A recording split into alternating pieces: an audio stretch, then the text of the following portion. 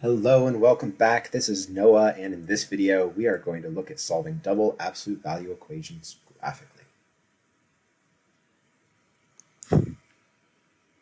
The first example that we're going to look at is that the absolute value of x plus 4 equals the absolute value of x minus 6. The instructions say to solve the following absolute value equations graphically.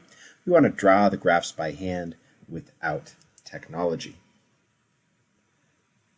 So let's follow these instructions. What we want to do with this is we want to get a function for both sides of the equation. So I'm going to define f of x in red as the absolute value of x plus 4. And in blue, I will define the function g of x to equal the absolute value of x minus 6, the right side of our equation here. We want to graph both of these functions now. So we get more practice graphing absolute values by hand. I know that everything is going to give us positive output, so I'll put my horizontal line pretty low here. Not really sure what's going to be going on with the graph other than that without looking more closely, so let's put the vertical in the middle. And let's get our x and y axis labels on here. And let's start with the red one. We have y equals x plus 4. If I note first m equals 1, so we'll have a slope of 1 coming off of the x-intercept. If I set this x plus 4 equal to 0, then I get x equals negative 4.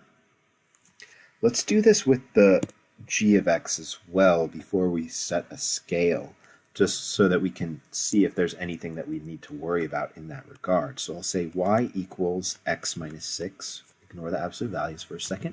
Here the slope is also 1. That's really nice.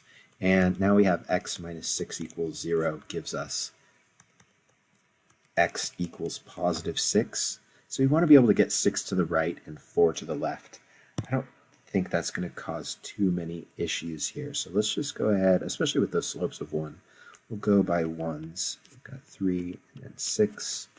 And then negative 3 and negative 6 in the backwards direction. Up the y-axis, we'll label 3 and 6 as well.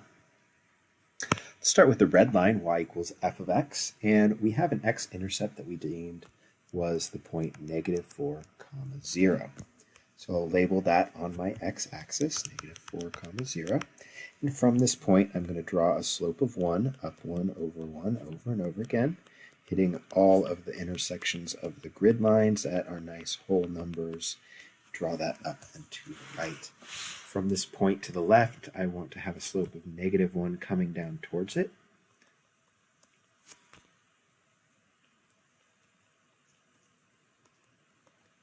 And so I hit all of the intersections of the grid lines there as well. And I won't worry, let's actually go ahead and label the y-intercept here. This is 0, 4, we're noticing. All right, now let's get that blue line in. We have an x-intercept of 6, 0, so I'll draw and label that. And again, our slope is 1, so I'll go up and to the right one over and over again for forever. And draw an arrow. Oh, I'm going to label this as long as I'm at it. Y equals g of x. The red line labels y equals f of x. All right, back to blue. Now from that x-intercept at 6, 0, we're also going to draw a slope of negative 1 to the left, coming off of it to create an upward facing V. As I do this, I do end up crossing the red line here, and then I hit the y-axis at 0, 6. I'll draw that up and to the left. Let's go ahead and label that y-intercept at 0, 6. And then we'll note that the intersection of these 2 points is at 1, 5. We're looking for the x value where the outputs are the same. So from this we can conclude that the solution set is the set containing just the number 1 in it. When x is 1, both absolute values will output 5. All right, so it takes a little time to get used to graphing these absolute value functions, but once we do, then actually solving them graphically is not too shabby.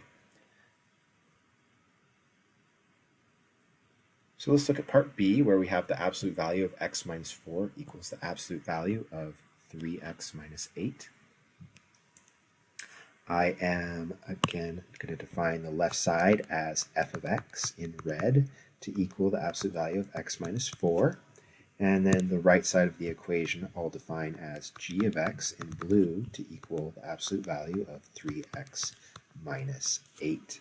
That one looks like it's going to be a little trickier with that 3x minus 8 inside of there, but that's okay. Let's take a look. Let's go ahead and get our axes set up.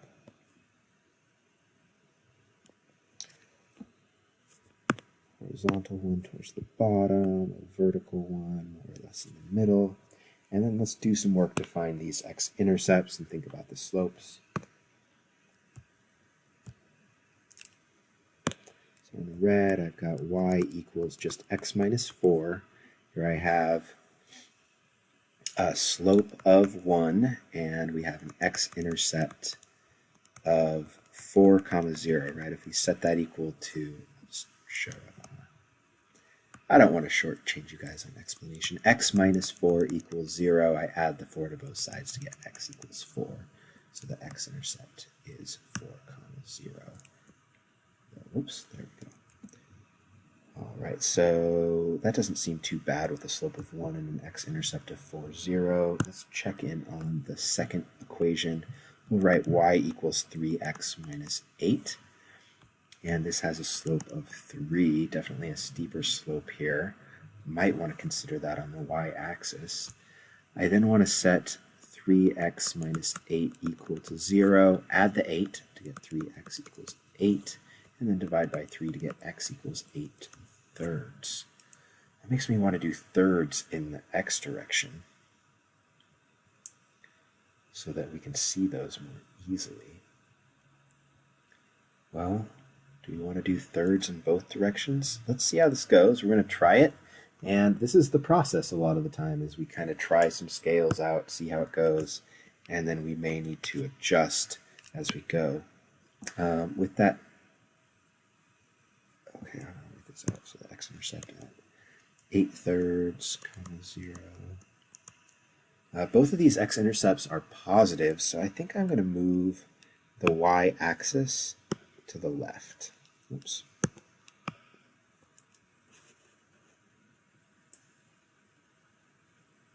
Maybe not all the way because I don't know. Maybe the intersection's up here to the left.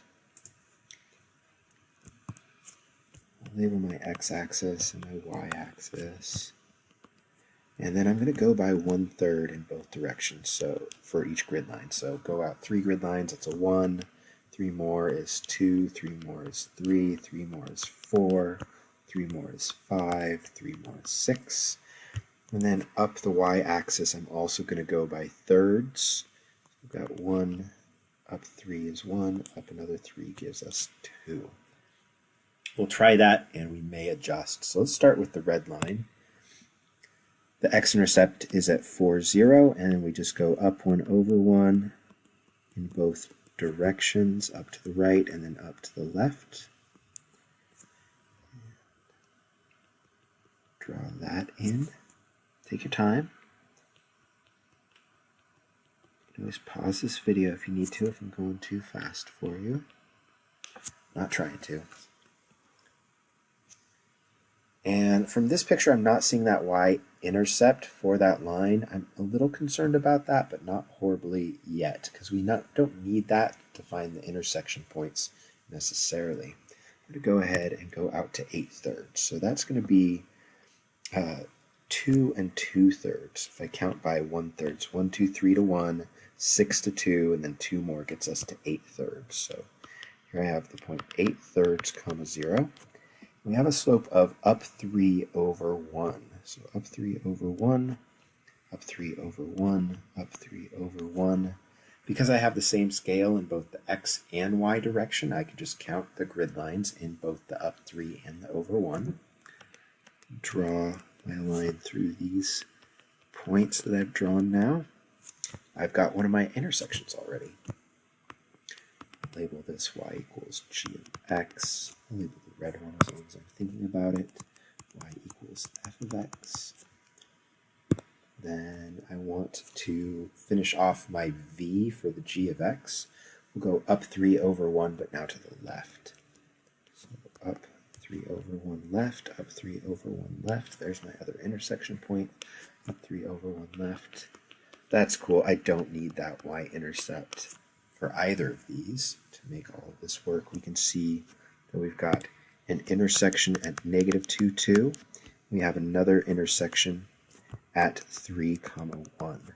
So if x is 3, both sides will output 1. If x is negative 2, both sides will output 2. So we can conclude that the solution set is the set containing negative 2 and positive 3. All right, that concludes this video going over how to solve double the absolute value equations graphically. Go ahead and get this all finished up and then try the Now You Try problems that you see in the mind map. And in the next video, I'll walk through the solutions to those. Thank you very much. See you soon.